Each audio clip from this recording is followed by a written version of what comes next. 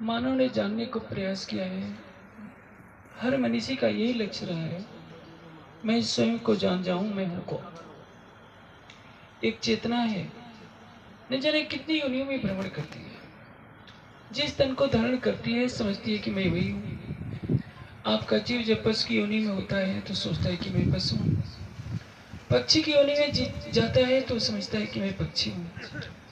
मनुष्य तन में स्त्री का तन पकड़ता है तो अपने को स्त्री मान लेता है। पुरुष तन में जाता है तो पुरुष मान लेता है। आंखों से जो दिखाई देता है वो स्वप्न के समान है। लेकिन भूल कहाँ होती है कि मनुष्य इसी को सच मानने लगता है। एक घटना है, एक राजा को अपनी पत्नी से बहुत लगाव था। पत्नी का देह त्याग होता है। राजा सोचता है कि मैं अब जी कर क्या करूंगा, मैं भी शरीर छोड़ देता हूँ।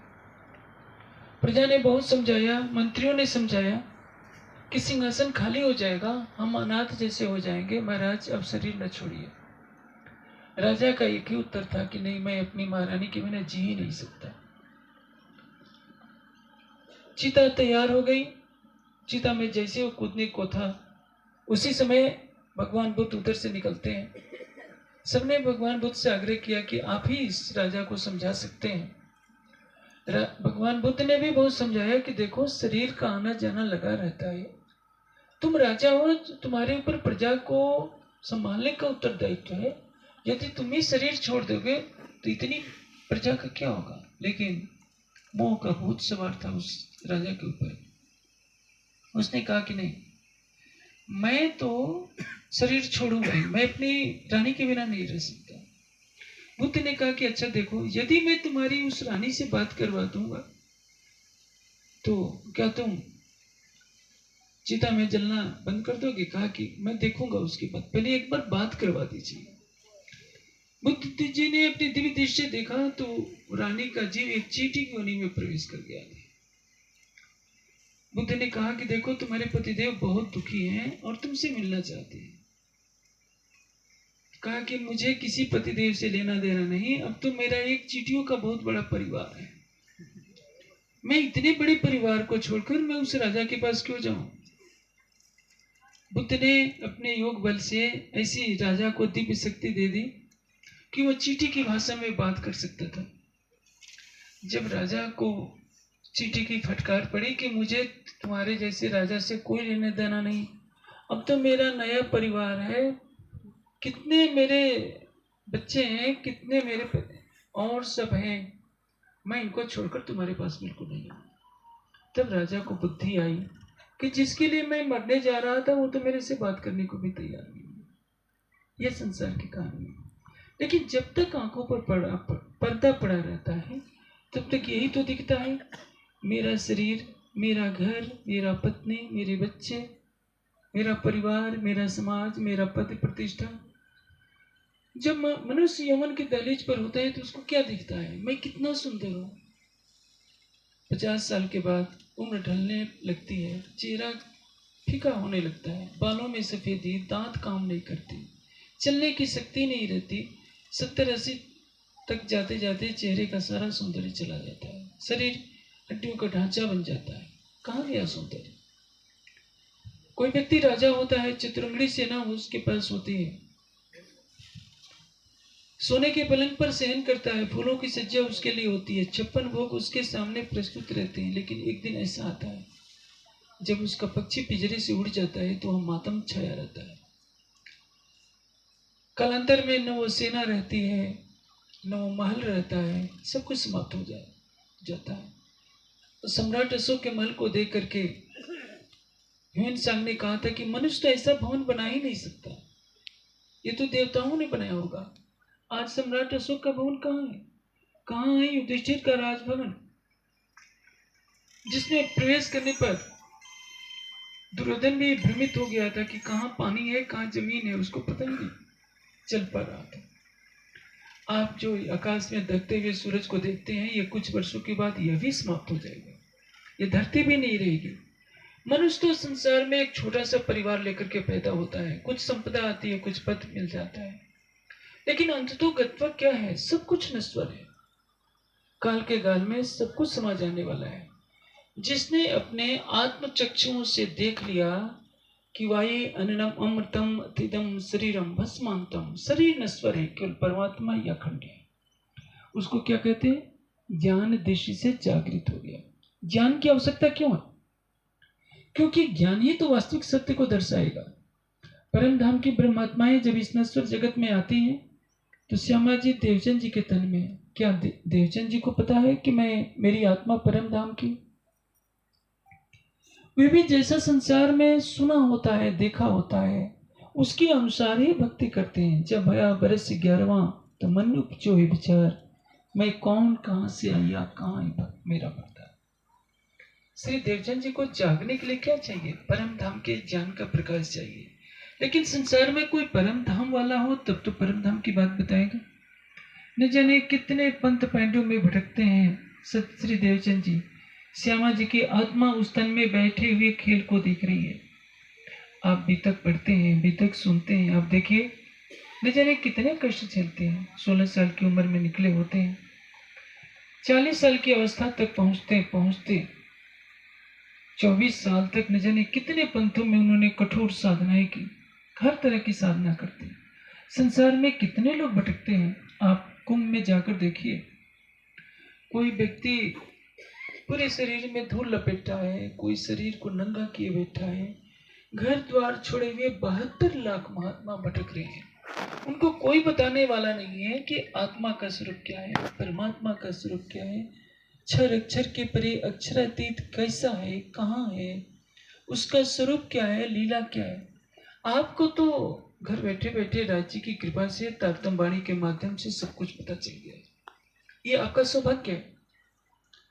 संसार में सबसे बड़े सौभाग्यवान कौन है? हम हैं कि हमें तारतम ज्ञान का प्रकाश मिला।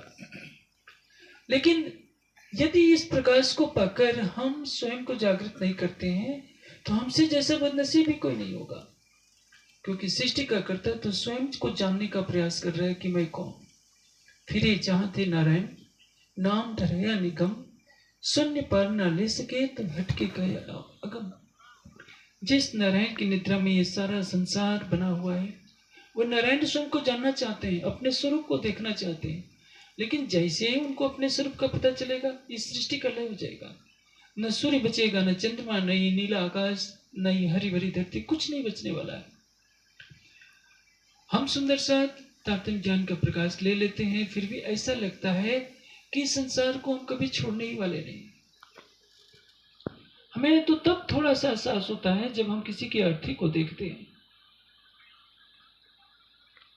यक्ष ने युधिष्ठिर से पूछा था कि युधिष्ठिर बताओ, संसार में सबसे बड़े आश्चर्य की बात क्या है? युधिष्ठिर कहते हैं कि दूसरों को मरते हुए देखकर मनुष्य सोचता है कि मैं कभी मरूंगा ही नहीं। ये सबसे बड़ा आश्चर्य है। दूसरों की सब यात्रा में शामिल होने वाले सबको याद रखना चाहिए कि एक दिन मेरा ही साथ भी ऐसा ही होने वाला है। मुझे भी अर्थी पर लिटाया जाएगा, मेरी भी चिता जलाई जाएगी और मेरे लिए भी दुनिया आंसू बहाएगी, मेरे लिए भी श्रद्धांजलि का कार्यक्रम हुआ करेगा। जिसने जीते जी अपने को मरा हुआ समझ लिया, मन को मार लिया, वो जी गया। जो पहले आप मुर्दे हुए, मुर्दा होने का तात्पर्य क्या है? मन से मुर्दा होना। मन से जिएंगे तो संसार में जिएंगे, मन से मुर्दा होंगे तो परम धाम की तरफ जागृत होंगे। और मन का जागृत होना क्या है? प्रश्न है कि मन सो रहा है कि जग रहा है? मन इंद्रियों का राजा है। इंद्रियों का कार्य है देखना, सूंघना, स्पर्श करना, पांचों इंद्रियों के 5 विषय हैं। इनका राजा कौन है? मन। मन इंद्रियों के माध्यम से संसार के सुखों का उपभोग कर रहा है, लेकिन शांति उसको नहीं मिल रही है, इसलिए मन अभी सोया हुआ है। एक प्रकरण है प्रकाश हिंदुस्तानी के अंदर, स्तुति कर अवगुण फिराए का प्रकरण। उसमें जब श्री इंद्रावती जी अपने जीव के मन को फटकारती हैं तो मन अपनी सफाई देता है, कहता है कि मैं क्या करूं। जब जीव ही जागृत नहीं था तो मैं माया में आपके जीव को भटका रहा था। अब जीव जागृत हो गया तो देखिए मेरी शक्ति कितनी है। मैं जो आपके जीव को माया में भटका रहा था, अब उसको परम धाम के 25 पक्षों में घुमाऊंगा। मेरी शक्ति इतनी है। मन की जागनी क्या है? मन संसार के विषयों की इच्छा न करे। लेकिन मन जगेगा कैसे?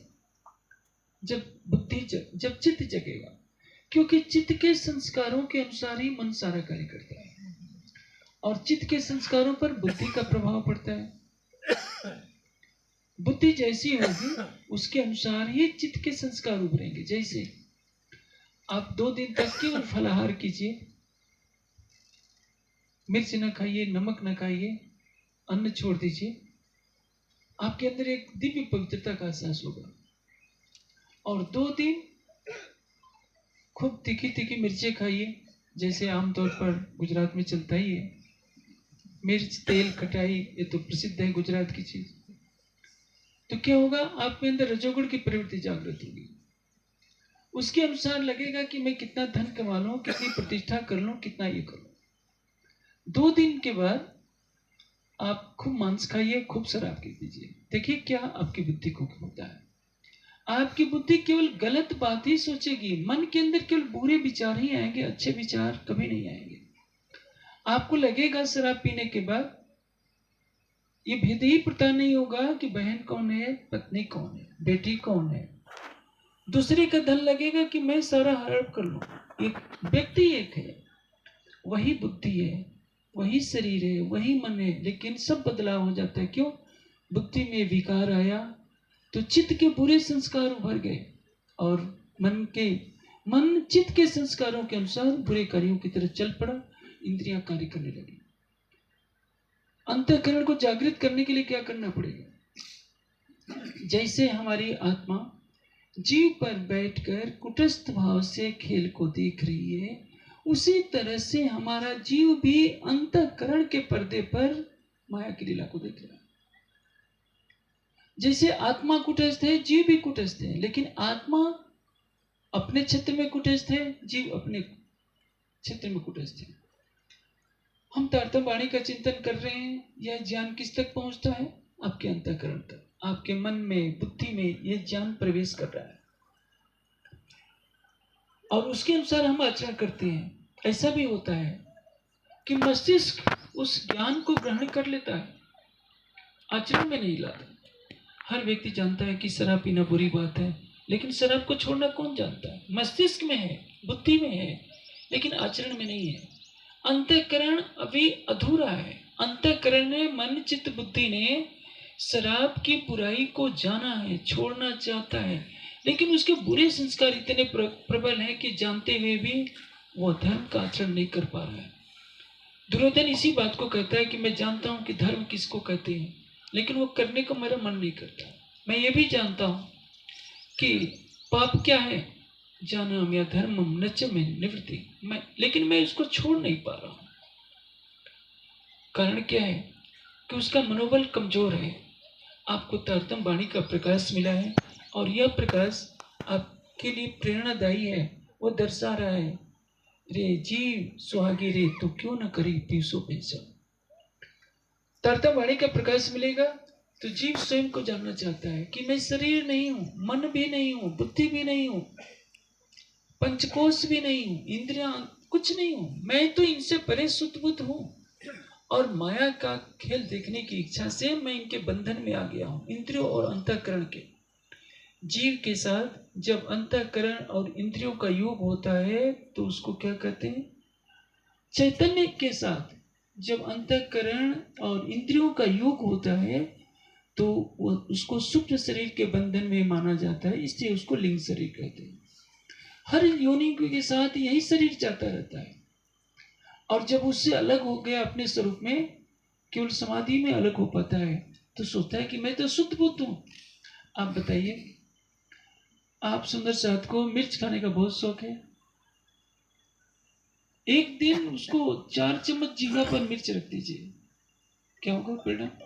पता चलेगा कि कितनी गलत चीज है। थोड़ा थोड़ा खाते हैं तो थोड़ी अनुभूति होती है, उसके रस की अनुभूति होती है। या विवेक दृष्टि से समझिए, आप मिठाई खाते हैं, लड्डू या जलेबी, किससे बनता है? उसमें बेसन है, घी है, शक्कर है, सबको अलग अलग कर दीजिए। बेसन को चखिए, कितना खा सकते हैं? अकेले घी को जीवा पर डालिए, कितना खाएंगे?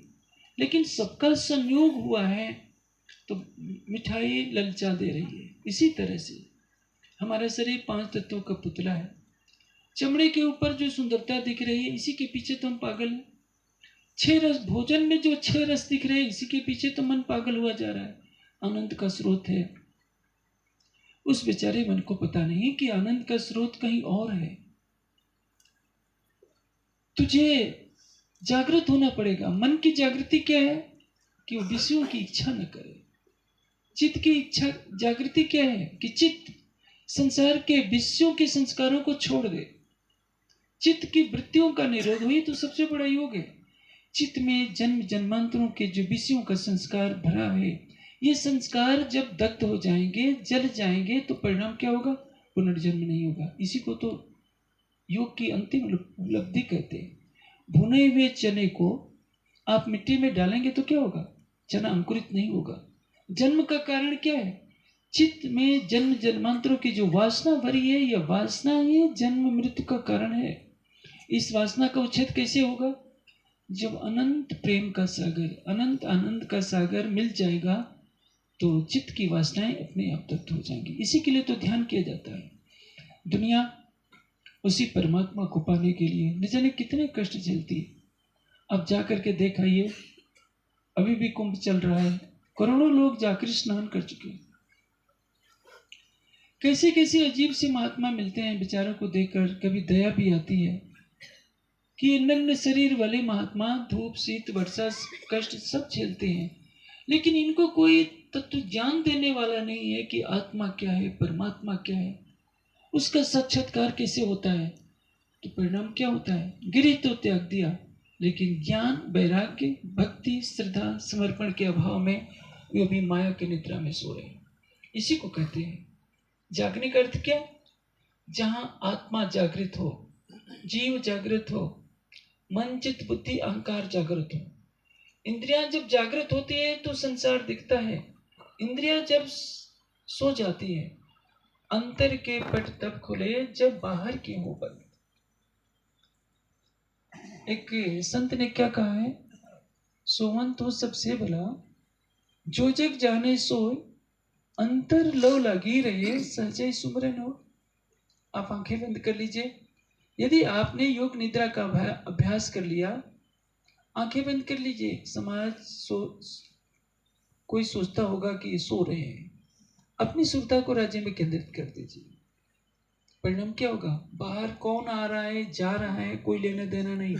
आपकी सुरता किसमें लगी है? राज्य के चरणों। जागने किसको कहते हैं? जिन इंद्रियों से हम बाहर के संसार में भटक रहे हैं, उसके राजा मन को अधीन कर लीजिए और मन को राज्य के चरणों में लगा दीजिए।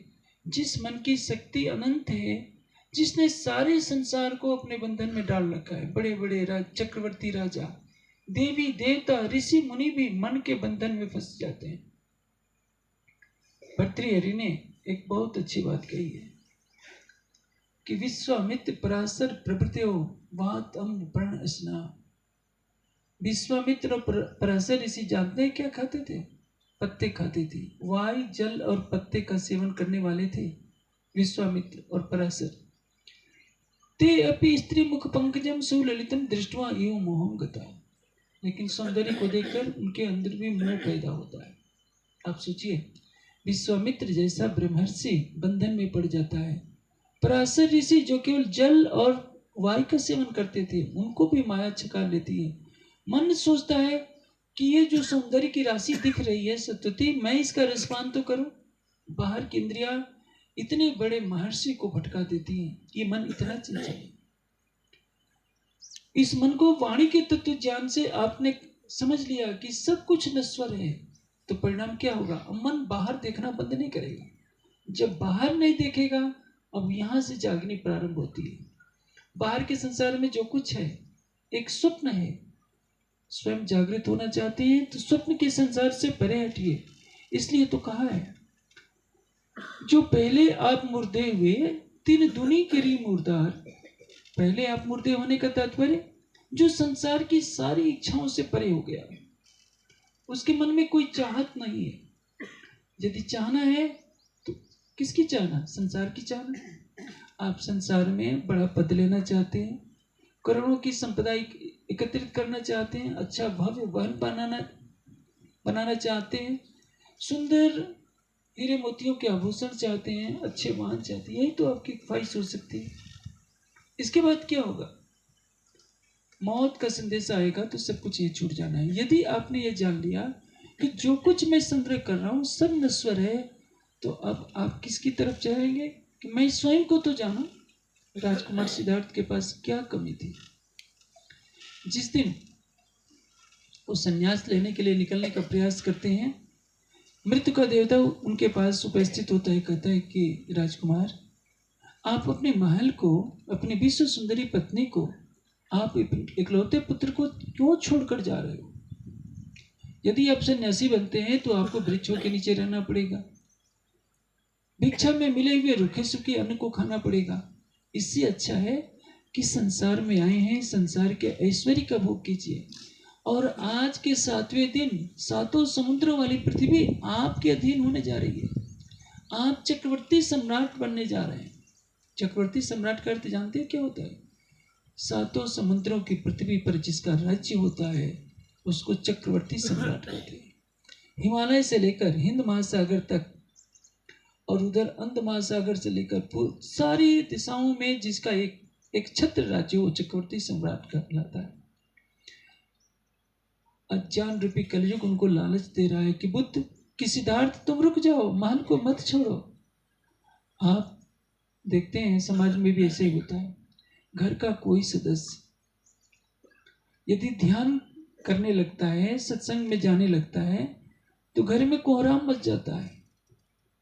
यदि वो बच्चा होता है तो उसकी तो हंसी उड़ाई जाती है कि इनका दिमाग कुछ फिर गया है, किसी ओझा तांत्रिक के पास ले जाओ, उनकी बुद्धि ठीक कर देगा। संसार को कौन अच्छा लगता है? जो चतुर सुजान हो, धन कमा कर लाए, घर वालों को भी वही बहुत अच्छा लगता है। और जो वैराग्य की तरफ मुड़ने लगता है उसको दुनिया पागल ही समझती है। क्योंकि इन स्थितियों से मैं भी गुजरा हूं। मैं संन्यास लेने से पहले, मैंने अभी संन्यास के वस्त्र धारण नहीं किए थे, एक शहर में गया हुआ था, तो एक व्यक्ति अपरिचित था, उसने मेरे सिर की तरफ ऐसे करके पूछा कि क्या आप पागल हो? तो मैंने हंसते कह दिया कि हाँ मैं पागल हूँ। वो मुझको पागल ही कह रहा था। कहने का आशय क्या है? यदि आप संसार की राह पर नहीं चलेंगे तो संसार आपको पागल करेगा। संसार अज्ञानता की निद्रा में सो रहा है। जहां सभी शराब पीते हो और आप जाकर कहिए कि नहीं मैं तो शराब नहीं पीता हूं, तो सारे मिलकर क्या कहेंगे? ये बैकवर्ड समाज का आदमी है, भला ये शराब की गरिमा क्या जानेगा? ये मधुशाला के काम तो नहीं जानता है। शराब खाना उनको मधुशाला जो है मंदिर से भी ज्यादा प्रिय लगती है, क्योंकि उनकी दुनिया में ही अच्छा लगता है। मछली खारे जल में रहना पसंद करती है, दूध में रहना पसंद नहीं करेगी। दूध में डालेंगे तो प्राण त्याग देगी। इसलिए माया के जो जीव होते हैं केवल माया की उपलब्धियों को ही सब कुछ मानते हैं। ये जो कही जागन सखीरी जाग चलो, सब सुंदर साथ के लिए संबोधन है कि अभी हमें जागृत होना है। अभी मैं कह रहा था, जो पहले आप मुर्दे हुए 3 दुनी करी मुर्दार, उनके लिए संसार होता ही नहीं है। हक तरफ हुए जीवते उड़ पहुंचे नूर के पार। उनकी सुरता निराकार बेहद को पार कर, अक्षरधाम को पार कर मूल मिलावे में पहुंचती है। किसकी? जो संसार से मर चुके हैं। इसीलिए तो कहा, पहले पी तू शरबत मौत का, करते की कर। मौत का शरबत क्या है? तारतम ज्ञान का वह प्रकाश जो हमें सारे संसार के बंधनों से मुक्त कर दे। सारे संसार के सुख हमें फीके लगने लगे। संसार में देखिए हजारों विश्वविद्यालय हैं, लेकिन इन विश्वविद्यालयों में पढ़ने वालों को क्या चाहिए? अधिक से अधिक धन संपदा चाहिए। उस धन संपदा से क्या करते हैं? आपको देखना हो तो बम्बई यहाँ पास है, किसी क्लब में चले जाइए रात को, आपको पता चल जाएगा कि उस धन संपत्ति का क्या उपयोग होता है। या किसी 5 स्टार होटल में चले जाइए, मैं गया तो नहीं हूँ, कि प्रत्यक्ष देखा हूं, हाँ पढ़ करके जानता हूं कि क्या होता होगा। आप सोचिए, इतने विश्वविद्यालय ये नहीं बता पा रहे कि मानव जीवन का उद्देश्य क्या है, जागृति किसको कहते हैं। जिसमें संसार सो रहा है उसको छोड़ दो, या निशा सर्वभूतानाम तस्याम जागृति सन्निमित। मन पांचों इंद्रियों से विषयों का सुख ले रहा है, इसको छोड़कर मन अंतर्मुखी हो जाए, चित्त भी अंतर्मुखी हो जाए, बुद्धि भी अंतर्मुखी हो जाए, और सभी अपना व्यापार बंद कर दें, जीव अपने स्वरूप में स्थित हो जाए, समझ जाए कि मैं कौन हूं, तो ये जीव है। यही रस्तार्थम का चढ़िया जहर उतारे, निर्विक काया करे, जागे जीव कराए। जीव की जागृति क्या है? निर्विक काया करे, शरीर विष से रहित हो जाए। विष किसको कहते हैं? जो हमें मृत्यु के बंधन में ले जाने वाले। कीर्तन में एक प्रकरण है, दुख का प्रकरण, उसमें महामती जी की आत्मा क्या कहती है? मैं तीन सुख को क्या करूं, जो दिखलावे धर्मराय, मैं वह दुख मांगू पीऊ पे। महामती जी की आत्मा कह रही है कि मैं तो राज्य से केवल दुख ही दुख मांगती हूँ, मुझे माया का सुख नहीं चाहिए। ये सुखों का बंधन ही तो मृत्यु के मुख में ले जाएगा, इसलिए मुझे माया का सुख नहीं चाहिए। संसार किसके लिए जी रहा है? माया के सुखों के लिए जी रहा है। आप जानते हैं संत किसको कहते हैं? जो जीने के लिए खाए। और संसारी किसको कहते हैं? जो खाने के लिए जी। यही तो है। अभी हम नेपाल से आए, जिधर देखिए मांस बिक रहा था। उनसे पूछिए मांस क्यों खाते हैं? कहेंगे कि सुख के लिए खाते हैं, हमें अच्छा लगता है। खाते खाते न जाने कितने जन्म गुजर गए, अभी भी मनुष्य को सावचेती नहीं आ रही है कि इस मांस से तुझे शांति मिलने वाली नहीं है। बाघ को देखिए, उसकी तो मजबूरी है मांस खाना। कच्चा मांस थोड़ी देर में बदबू देने लगता है, लेकिन मांस भी बदबूदार होता है, उसमें कोई स्वाद नहीं होता। उसमें तो मिर्च मसाले डालकर स्वादिष्ट बनाया जाता होगा, लेकिन सिंह को वही खाना है, सर्प भी वही खाकर जिंदा रहता है। जितने कई कीड़े मकोड़ों को खाने वाले मेढक है, मछलियां हैं, सबका भोजन क्या है? लेकिन उसमें ही उनको आनंद आ रहा है। वो आनंद नहीं है, एक तृष्णा है। मनुष्य भी पांचों विषयों से आनंदित नहीं होता। विषय की भूख के बाद ग्लानि होती होगी, दुख होता है कि मैं कहां फंसा हूं। ग्लानि किसको होती है? जिसके हृदय में ज्ञान का कुछ प्रकाश होता है, वही सोचता है कि नहीं मैंने गलत कर लिया।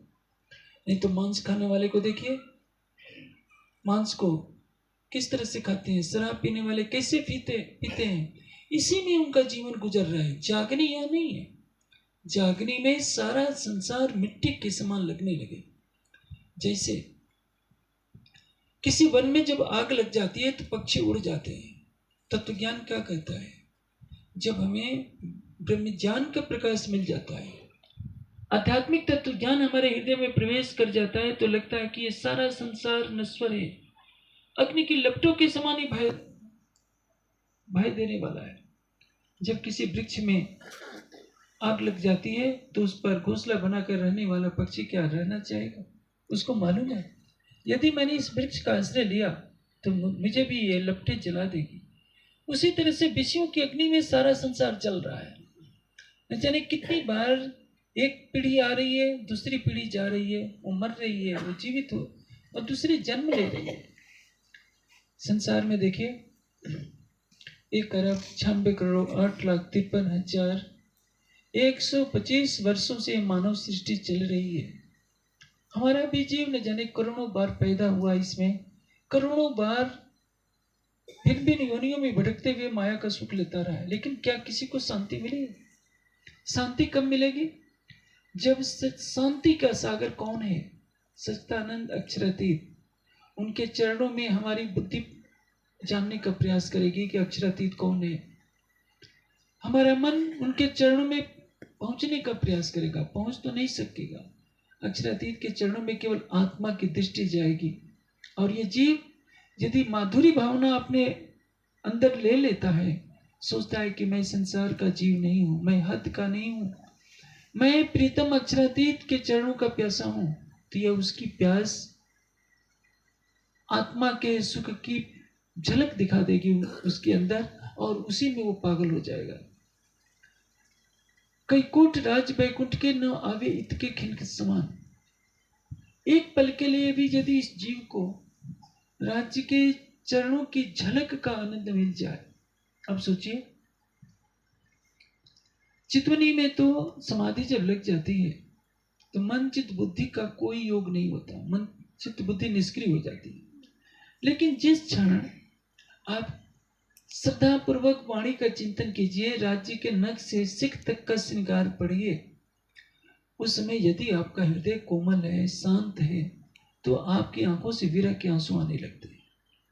आपका मन थोड़ी देर भी एकाग्र हो गया तो मन अनुभूत कर लेता है, विषयों से परे हटकर मन जैसे ही राज्य श्यामा जी के शोभा श्रृंगार को देखता है, आनंद में तृप्त होने लगता है।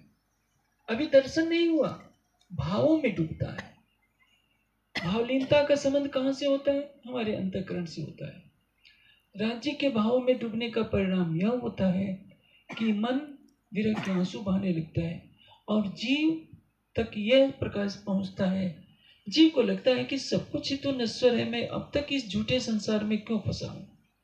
इसलिए महामती जी की आत्मा सब सुंदर से अर्थ के लिए सिखापन दे रही है। ए जो कही जागन सखीरी जाग चलो। जागृत होना जीवन का सर्वोपरि लक्ष्य है। सोते सोते तो दुनिया चली जाते है। एक कहावत कही जाती है कि जो सोवत है सो खोवत है, जो जागत है सो पावत है। आप भी इसको अपने जीवन का लक्ष्य बना लीजिए। स्वेट मार्टिन ने एक बहुत अच्छी बात कही है कि प्रातः की घड़ियां ही सफलता की घड़ियां होती हैं। जो प्रातः काल उठते हैं वे अपनी सफलता की कहानी लिखा करते हैं। इसलिए प्रातः काल 3 बजे नहीं उठ सकते तो 4 बजे उठ जाइए। 4 बजे उठ जाना तो हर प्राणी को चाहिए। जो 3 बजे उठते हैं वे ऊंचे स्तर के योगी होते हैं, लेकिन जो प्रथम श्रेणी के योगी होते हैं उनके लिए कोई बंधन नहीं होता। जैसे अपने ज्ञानपीठ के पास देवबंद से कुछ दूरी पर एक महात्मा जी रहते थे, उनका देह त्याग हो चुका है। मेरी उनसे बात हो रही थी, वो अपनी साधना के विषय में बताते थे। 6 बजे ध्यान में बैठे, शाम के 6 बजे बैठे और सवेरे के 6 बजे बैठ गए। 12 घंटे उठे ही नहीं, लोक शंका के लिए भी नहीं उठे। तो ऐसे योगियों से तो हम और आप अपनी तुलना नहीं कर सकते। ये तो केवल परमहंसों का मार्ग है कि एक आसन पर बैठे हुए 12 घंटे परमात्मा के ध्यान में लगे रहना। हम तो केवल इतना कर लें कि 4 बजे उठ जाए, प्रयास करें 3 बजे उठने का। 3 बजे नहीं उठा जाता है, 4 बजे उठ जाए। 4 से 5 चितवनी हर व्यक्ति करे, 6 बजे तक करता है और अच्छा, 3 से 6 करता है तो और अच्छा। 3 घंटे जो प्रतिदिन घर में बैठ कर भी चितवनी करेगा तो निश्चित है कि शरीर छूटने से पहले उसकी आत्मा जागृत हो जाए। हम सुंदर साहब प्रतिदिन नियमित रूप से 1 घंटा वाणी पढ़ना प्रारंभ करें, क्या होगा? एक दिन 1 घंटा पढ़ते हैं तो 1 वर्ष में 365 घंटे पढ़ लेते हैं और 10 वर्षों में 3650 घंटे आप पढ़ लेते हैं। 1 घंटे में यदि आप 5 पृष्ठ पढ़ लेते हैं तो सोचिए 10 वर्षों में आप कितनी बार वाणी का गहराई से अध्ययन कर लेंगे।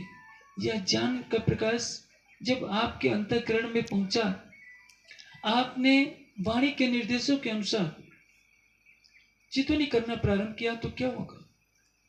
राज्य की शोभा को बसाते बसाते राज्य का स्वरूप आपके हृदय में जैसे ही आता है, जैसे किसी कक्ष में आप प्रवेश करते हैं, घना अंधकार छाया होता है, आप बटन दबा देते हैं, ट्यूबलाइट जल जाती है तो प्रकाश ही प्रकाश छा जाता है।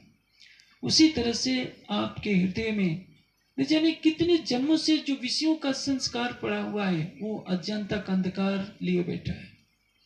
अपने हृदय में प्रेम का बटन दबाइए ताकि नख से सिख तक युगल स्वरूप का श्रृंगार आपके हृदय मंदिर में बस जाए। इसको कहते हैं जागनी। वही बातें भी तो महामती जी की आत्मा कह रही है कि वचन नीके विचारियो जो कोई सुहागिन। किसके लिए कहा जा रहा है? जो कोई सुहागिन परम धाम की ब्रह्मात्माओं के लिए राज्य कह रहे हैं कि जो केवल ब्रह्म सृष्टि है वही मेरे वचनों का विचार करेगी और संसार नहीं सुनेगा। कहती हूँ उम्मत को सुनसी सब संसार, मकसूद तिनको होइसी जो करसी है विचार। तारतम वाणी का विचार कौन करेगी? परम धाम की ब्रह्मात्मा। और लाभ भी कौन लेगी? क्योंकि वही लाभ लेगी। जागृति, आप सोचेंगे कि जागने का क्या फल है? परम धाम से आए हैं तो परम धाम तो चले ही जाएंगे, ऐसा नहीं है। ये ठीक है कि मूल संबंध से आपकी आत्मा परम धाम तो चली जाएगी, लेकिन आपके जीव को क्या मिला? जिस जीव ने आपकी आत्मा को अपना आसन दिया, जिस जीव ने इस शरीर को धारण किया, जिस शरीर के माध्यम से आपने तारतम वाणी का प्रकाश ग्रहण किया, और उस जीव को जगाने के लिए आप कुछ नहीं कर रहे हैं, तो इसके लिए दोषी कौन है? आप सोचिए। मैंने अभी चौपाई बोली थी, कई कोट राज बैकुंठ के न आवे इतके खिल समान। करोड़ों बैकुंठ के राज, आपको भारत का प्राइम मिनिस्टर बना दिया जाए, अमेरिका का राष्ट्रपति बना दिया जाए, तो ये तो छोटा पद है। सारी पृथ्वी का राज्य भी आपको दे दिया जाए तो भी बैकुंठ के सुख के समक्ष कुछ नहीं है। किंतु एक दो बैकुंठ नहीं, करोड़ों बैकुंठ के राज्य भी एक पल की चितवनी के सुख के सामने कहीं नहीं ठहर सकते। यदि सचमुच में आपकी सुरता लग गई राज्य के चरणों में, तो उसमें जो आनंद मिलेगा उसके सामने कई कोट ब्रह्मांडों का सुख भी फीका पड़ता है। इसलिए बड़े बड़े चक्रवर्ती सम्राट होते हैं, वे अपने महलों को छोड़कर घास फूस की झोपड़ियों में अंतिम समय गुजारते हैं कि हम परमात्मा का ध्यान करें। उन्होंने सब कुछ देखा होता है, वैभव विलास देखा होता है, हर प्रकार के सुख देखे होते हैं। जब हृदय उससे टूटता है तो लगता है कि क्या ये तो कुछ नहीं है, एक तृष्णा है। इसलिए कहते हैं जाग चलो पीयूषो मिलो। जागने का फल है धनी से मिलन। आप सोचते हैं कि हमने केवल तारतम ले लिया है, गले में माला पहन ली है तो हमें हमारी जागनी हो गई। ये जागनी नहीं है। आपको नर्सरी की क्लास में भी एडमिशन दिया गया है। जागने का तात्पर्य क्या है? जाग चलो पीयूषो मिलो। जागृत होकर आप अपने प्रीतम को साक्षात देखिए, रू नैनो दीदार कर। अपनी आंखों से साक्षात देखिए।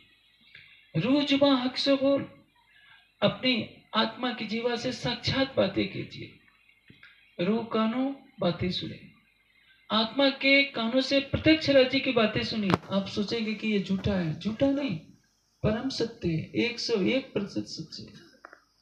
जो ब्रह्मात्मा अपनी आत्मा के धाम हृदय में अपने प्राणेश्वर को मानती है, जानती है, चितवनी करती है, शरीर और इंद्रियों से परे होकर, मन रूप अंतःकरण से परे होकर, जब जीव भाव का भी परित्याग कर देती है, परात्म का श्रृंगार सचकर जब अपने प्राणेश्वर को अपने हृदय मंदिर में आवाहन करती है, तो अक्षरातीत को कहीं आना जाना नहीं होता।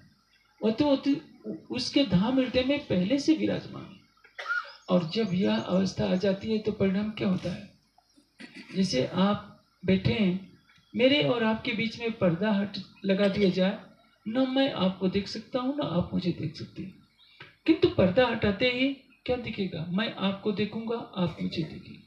यही तो करना है, माया का पर्दा हटा देना है। हमारे और धनी के बीच में ये माया का खेल ही तो बंधन पड़ा हुआ है।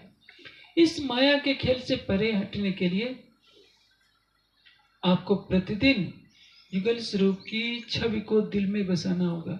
आप सोचेंगे कि इससे तो निद्रा कम हो जाती है, ऐसा नहीं है।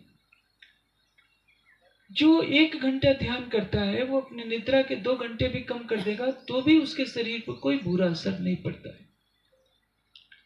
यदि आप 6 घंटे सोते हैं, आप 1 घंटा ध्यान करेंगे और अपने निद्रा के 5 घंटे कम कर दीजिए, 5 घंटे ही रखिए, 1 घंटा कम कर दीजिए, तो भी आपके शारीरिक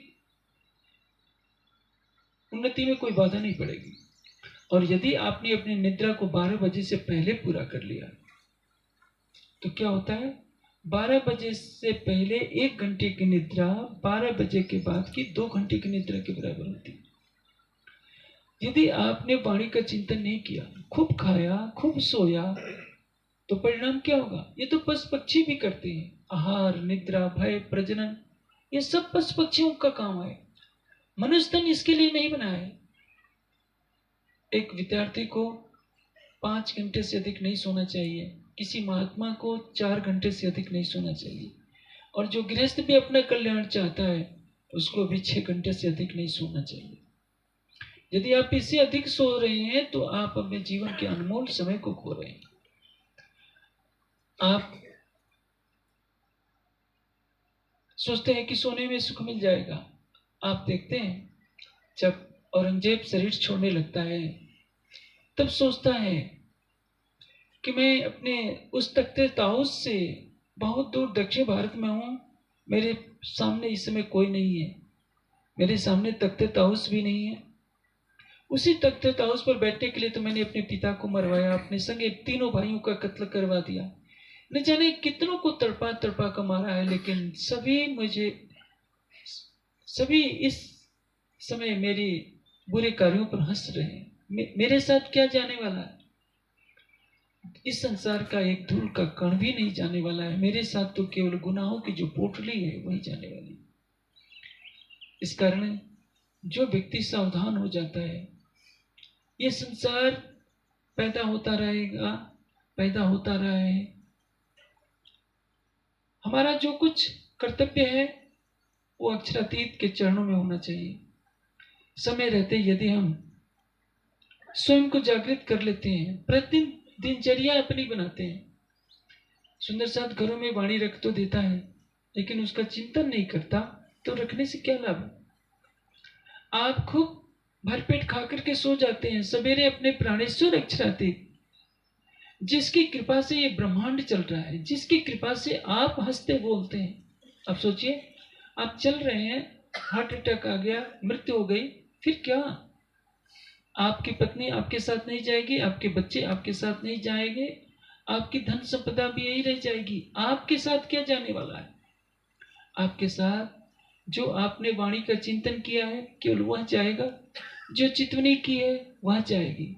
लेकिन यदि समय पर आप सही तरीके से चितवनी करते रहे, वाणी का चिंतन करते रहे, राज्य पर अटूट आस्था विश्वास के साथ समर्पण भावना दर्शाते रहे, तो आपका यह त्याग हर पल शरीर के रहते रहते प्रीतम से आपका मिलन होगा, प्रीतम से बातें होगी, और परिणाम आपका जीव अनंत काल तक अखंड सुख में विहार करेगा।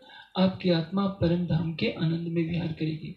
इसको कहते हैं जाग चलो पीयूषो मिलो, अखंड सुख अखंड आनंद अति घन। सुख किसको मिलेगा? अंतःकरण को।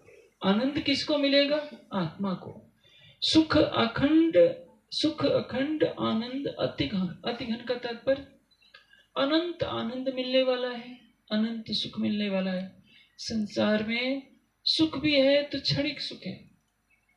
आप मिठाई जो आपको अच्छे लगे, गुलाब जामुन हो, रसगुल्ला हो, जीभ पर रखिए, निगलिए नहीं। कितनी देर के लिए आनंद आएगा? थोड़ी देर के लिए।